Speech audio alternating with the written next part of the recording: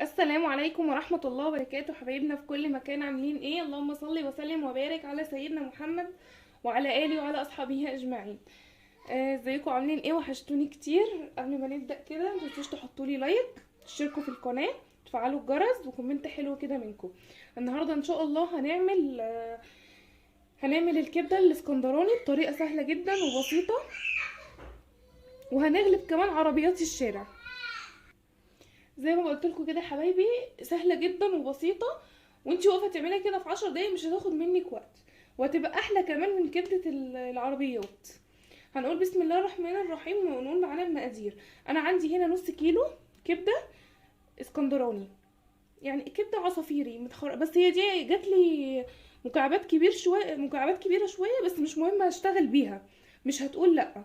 عندي قرنين فلفل الكبار حامي بارد، اللي تفضليه طبعا، هو الحامي احسن، بس انا ما ينفعش احط حامي عشان عندي اطفال. عندي توم، عندي خل، عندي ليمون، ملح، كزبره، كمون، فقط لا غير. مش بنحط لا فلفل اسود ولا بنحط توم بودره وبصل بودره، هي مش طاجن، ده كبده اسكندراني، ده بس اللي بتحط لها، لا اكتر ولا اقل.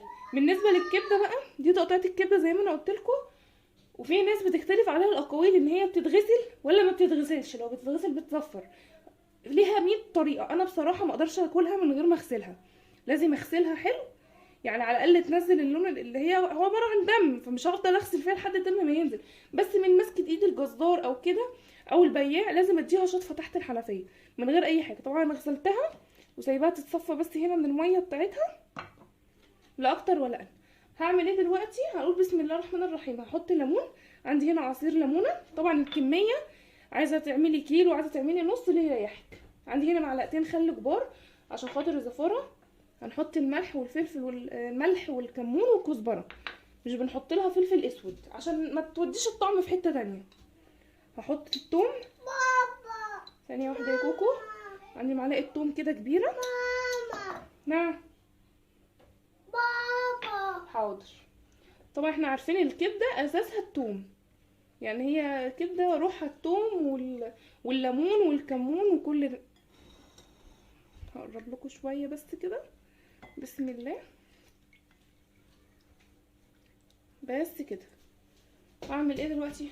هنزل الكبده، هنزل لو فيها زياده ميه كده. حاضر يا كوكو، ثانيه واحده، هنزل بيها كده. هي الكبده تقطيعتها كبيره شويه، بس مش مهم، يعني هتشتغل ومش هتقول لا. بسم الله، بس كده.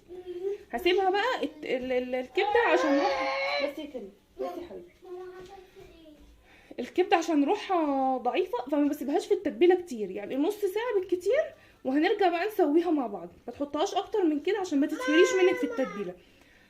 نص ساعه وهرجع لكم تاني. كده يا حبايبي رجعت لكم تاني بعد الكبده ما اتشربت التتبيله بتاعتها شويه.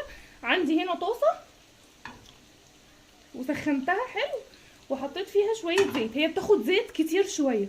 هنزل عليها كده، اقول بسم الله.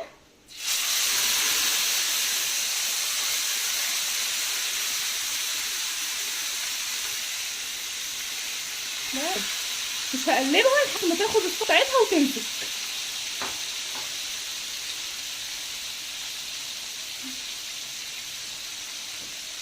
اول ما نزلت طبعا ريحه الثوم طلع. بص الطاسه تبقى سخنه، غيرت لون بسرعه، ما خد وقت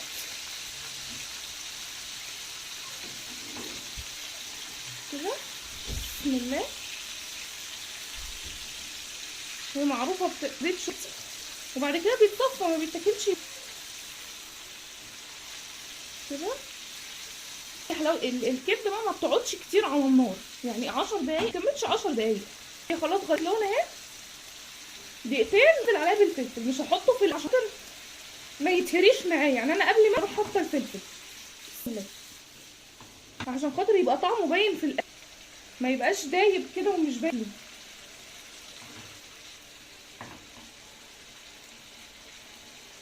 هفصل دقيقتين عشان ما اطولش عليكم، وهرجع اوريها لكم تاني. بصوا حبايبي، رجعت لكم تاني، بصوا شكلها بقى عامل ازاي. دي مش ميه نازله منها، ده التتبيله اللي انا عاملاها، هي ما نزلتش ميه وقفلت المسام بتاعتها على طول عشان خاطر التاني ده. بصوا تمام قوي كده. بقى احط لها تاني شويه كزبره وشويه كمون. انا حاطه في التتبيله بس بحط عشان ينكه الطعم زياده.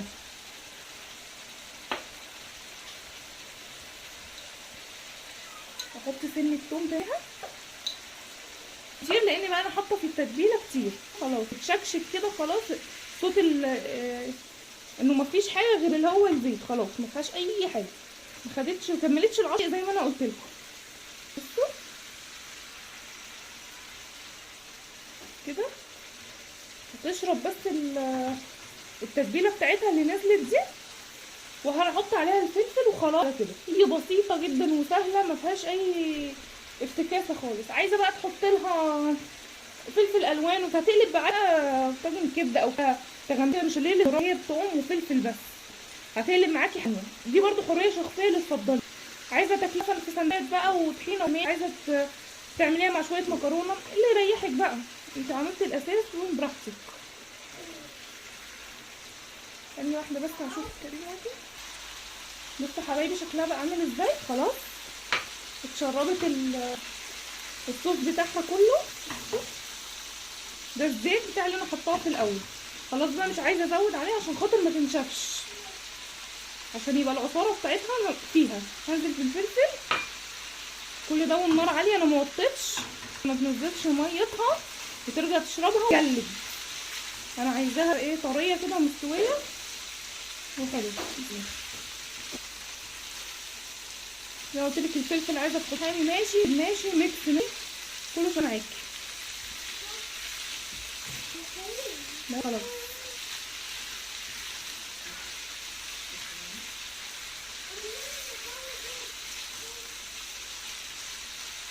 خلاص كده هقفل عليها بقى واقدمها في الصوص. انا مش عايزه الفلفل عايزاه يبقى مسح كده وباين في ده ما يتبلش، تشم النار خلاص كده.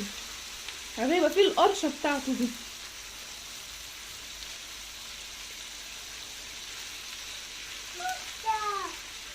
بس تمام كده هقفل النار خلاص، هفضيها وأعلقكم تاني كده حبايبي. ده شكلها كده بسم الله. استني بس افضيها بتاع سخنه بس.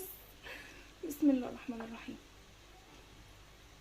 بصوا ما فيهاش ميه خالص ولا نزلت ميتها كده، بس كده.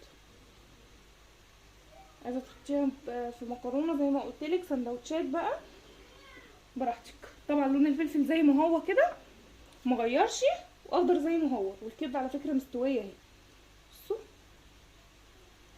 بس سخنه بس انا طبعا بقى هعمل سندوتشات وكده، بس طبعا انتوا تعرفوا تعملوا سندوتشات، انا اديتكم بس الفكره وكملوا انتوا. انا عملت سلطه الطحينه ومخلل بيتي عاملاه في البيت، واتمنى بقى تكون الوصفه عجبتكم ونالت رضاكم.